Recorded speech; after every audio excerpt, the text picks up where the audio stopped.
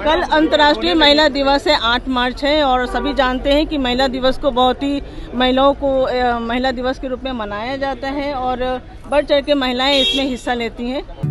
48 वर्षों की शैक्षणिक उत्कृष्टता के साथ 23 से भी ज्यादा प्रमुख बीटेक प्रोग्राम्स और 600 से अधिक अंतर्राष्ट्रीय छात्रों के साथ विज्ञान डीम्ड टू बी यूनिवर्सिटी देश की बेहतरीन यूनिवर्सिटी में से एक है। क्योंकि सभापति ने आज कहा कि कल महिला दिवस है और कल छुट्टी का दिन है, तो आज हम लोग इसको मनाने का काम करेंगे और इसके लिए आज हम अपनी महिला जितनी भी मान्य सदस्य हैं उनके प्रश्नों को प्राथमिकता से लेने का काम करेंगे।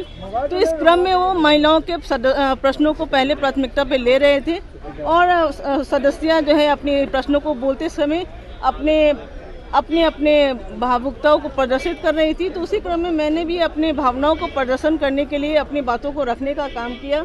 मैंने अपने एक पंक्ति को कुछ बोलने का काम किया जिसमें मैंने उन बातों को रखा जिसमें माननीय मुख्यमंत्री जी ने काम करने का काम किया है, जिसमें पंचायतों में उन्होंने 50% आरक्षण देने का काम किया है, शिक्षकों को 50% आरक्षण देने का काम किया है, 35% का आरक्षण रोजगारों में देने का काम किया है, पुलिस की बहालियों में 35% आरक्षण देने का काम किया है, सरकारी रोजगारों में 35% आरक्षण देने का काम किया है। महिलाओं के लिए, लड़कियों के लिए, उसकी शिक्षा के लिए, उनको बढ़ाने के लिए, उनको ऊँची उड़ान देने के लिए।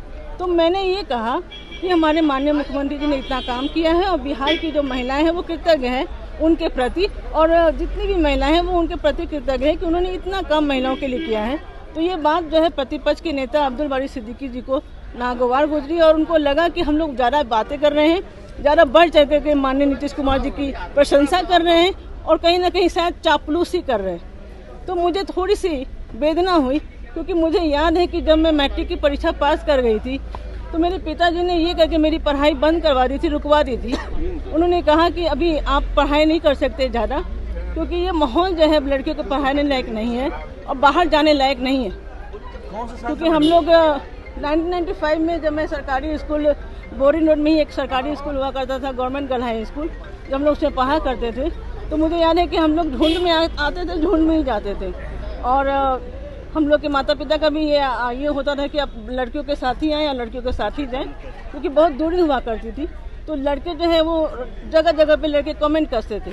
उन दिनों आपको समझ होगा कि शराब भी था, सभी तरह के नशे थे, तो लड़के जो है कि खड़े होकर फपटियाँ कसते थे, तो माहौल अच्छा नहीं हुआ करता था। सदन में आप रोने लगी मैम, तो मुझे मैं क्योंकि मैं भावुक हो जाती हूँ, क्योंकि मेरे लिए बहुत ही भावुक पल था, क्योंकि मैं पढ़ाई रुकवा दी गई थी और मैं 3 साल घर में बैठ गई थी और फिर मेरी शादी हो गई जल्दी से जल्दी।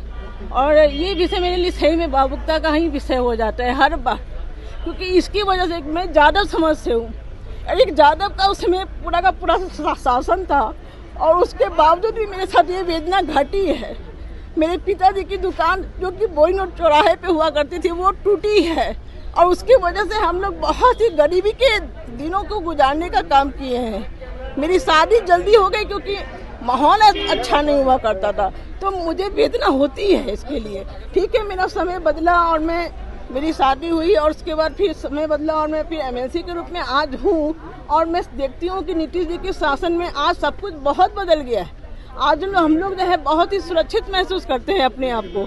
शराबबंदी हुई, भले ही बहुत सारे मामले आते होंगे, मैं नहीं कहती हूँ कि शराब पूर्ण रूप से बंद हो गया है, लेकिन बहुत सारे मामले आने के बावजूद भी आज हम लोग बहुत ही ज़्यादा सुरक्षित महसूस करते हैं अपने आप को।